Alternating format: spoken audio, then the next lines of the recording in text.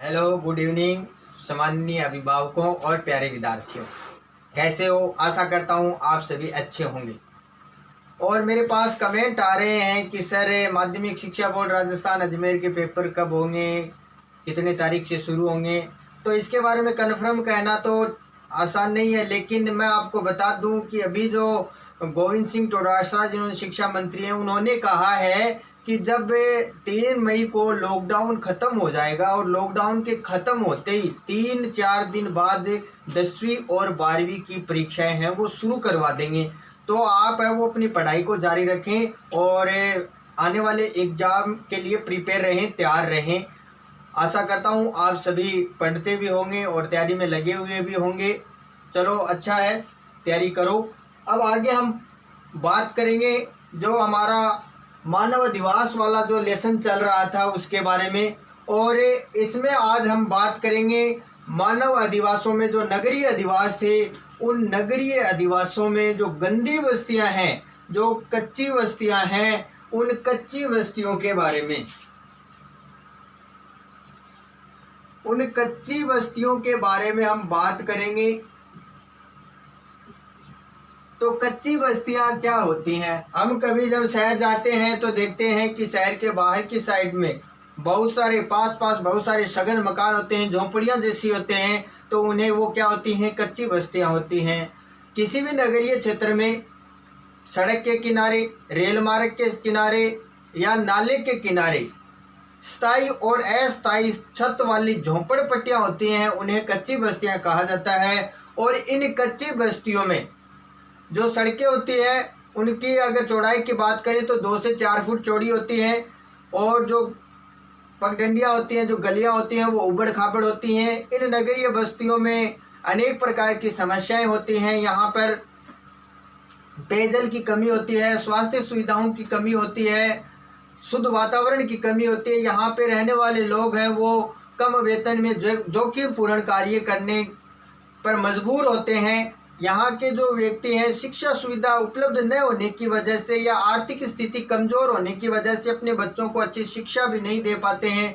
नगरीय बस्तियों में जो कच्ची बस्तियां, उनमें वो लोग रहते हैं जो व्यवस्था की वजह से ग्रामीण क्षेत्रों से या अन्य किसी क्षेत्र से नगरों में जाकर बस गए हैं। और नगरों में उनके पास अधिक पैसा न होने की वजह से वो शहर के बाहर वाले जो क्षेत्र हैं उन क्षेत्रों पर अनाधिकृत कब्जा कर लेते हैं और वहां पर रहने लग जाते हैं। और ये जो बस्तियां होती हैं ये जो कानूनी रूप से क्या होती हैं?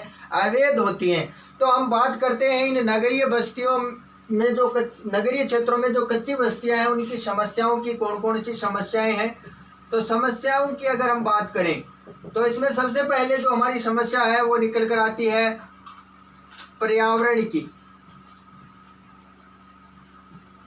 पर्यावरण है वो क्या है? इन क्षेत्रों में दूषित है, यानी यहाँ का जो पर्यावरण है वो प्रदूषित है।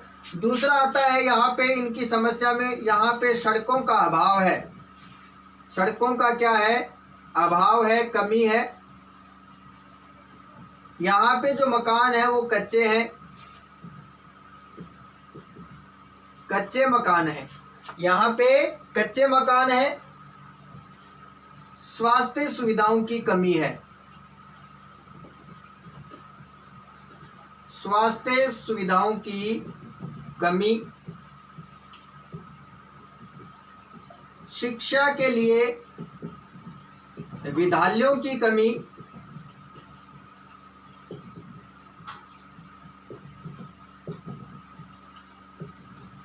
शौचालय जो आधारभूत सुविधा है उसकी कमी।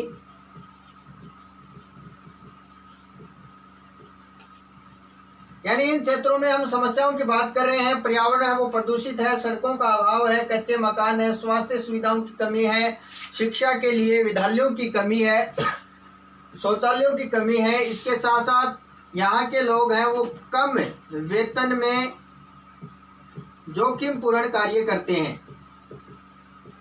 जोखिमपूर्ण कार्य करते हैं। यहाँ पर शुद्ध पेयजल की कमी है,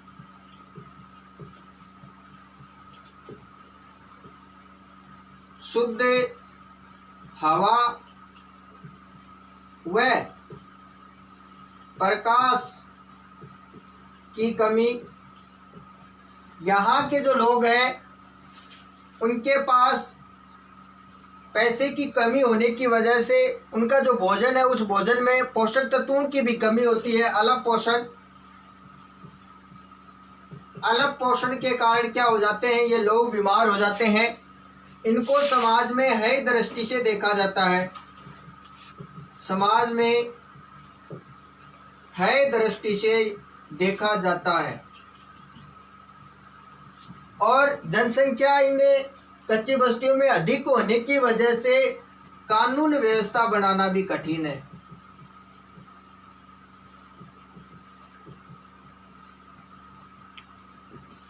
तो ये कुछ हमारी नगरीय बस्तियां थी।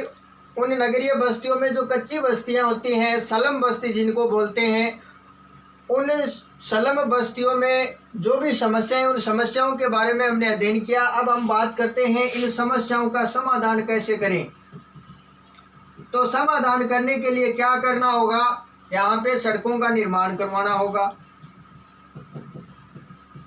क्या करवाना होगा, सड़कों का निर्माण करवाना होगा, आवास उपलब्ध करवाने होंगे। यानी सरकार क्या करे, इन कच्ची बस्तियों को तुड़वा के और यहाँ पे बहुमंजिला मकान बनवाए, और बहुमंजिला मकान बनवाकर निम्न दर पर, कम दर पर यहाँ पे रहने वाले लोगों को आवास उपलब्ध करवाए, ताकि इनको सस्ती दर पर मकान मिल सके और इनकी जीवन स्तर है उसमें सुधार हो सके। अब आगे यहाँ पे इनको शुद्ध पेयजल उपलब्ध कराया जाए,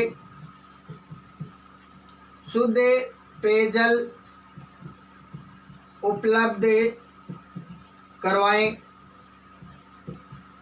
इसके अलावा चिकित्सा व शिक्षा सुविधाएं उपलब्ध करवाई जाएं। और ग्रामीण जो क्षेत्र हैं, उन ग्रामीण क्षेत्रों में रोजगार उपलब्ध करवाए जाएं। यानी ग्रामीण क्षेत्रों में अगर जैसे नरेगा योजना चलती है, इसी प्रकार कोई भी अन्य योजना चलाकर और इन लोगों को रोजगार उपलब्ध कराया जाए, ताकि ये लोग ग्रामीण क्षेत्रों से शहरी क्षेत्रों की ओर पलायन न करें। यानी इनको मजबूर न होना पड़े इन शहरी क्षेत्रों की ओर जाने के लिए। इन्हें सब रोजगार के लिए ऋण उपलब्ध करवाया जाए। सब रोजगार यानी खुद के रोजगार के लिए इन्हें ऋण उपलब्ध करवाया जाए, ताकि इनको दूसरे क्षेत्रों में, कहीं पर अन्य क्षेत्रों में जाने को मजबूर न होना पड़े और ये अपना स्वयं का क्या कर सके, रोजगार कर सके। इन्हें समाधानों में अगला जो हमारा समाधान है वो समाधान है परिवार नियोजन कार्यक्रम पर जोर देना चाहिए, ताकि परिवार छोटा हो। यानी इन्हें जागरूक करना चाहिए और कानून व्यवस्था को सुचारू रूप से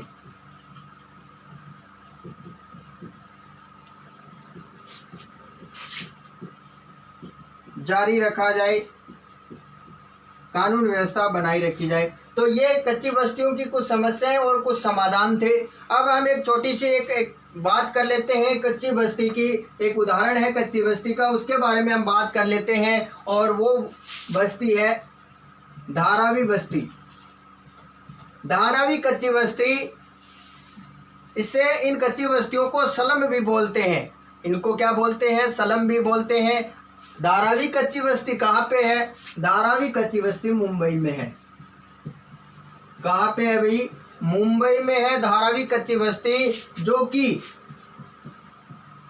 एशिया की सबसे बड़ी कच्ची बस्ती है। एशिया की सबसे बड़ी कच्ची बस्ती है। इस कच्ची बस्ती के परिदृश्य के बारे में, कैसी है ये कच्ची बस्ती, इसके बारे में हम जिक्र करते हैं। तो सबसे पहले बात करते हैं कि इसकी बसावट की, यानी ये कब बसी। तो ये कहा जाता है कि 18वीं शताब्दी तक यहाँ पर केवल एक द्वीप था।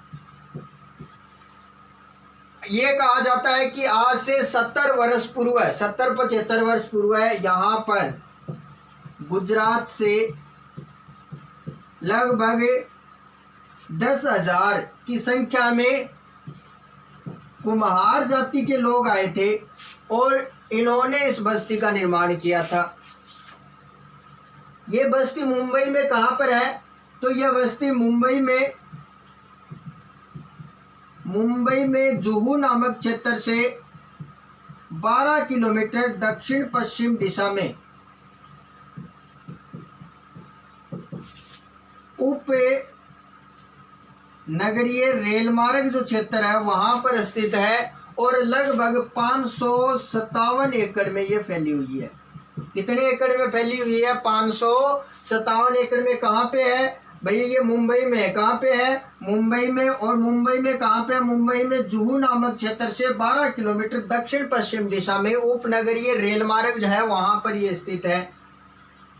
अगर बात करें यहाँ पे जनसंख्या की तो 2011 की जो जनगणना हुई थी उस जनगणना के अनुसार यहाँ पर लगभग 6 लाख लोग निवास करते हैं और इन लोगों में रहने के लिए जो आवास है इन लोगों के लिए उनकी संख्या है 1 लाख। कितनी है भाई?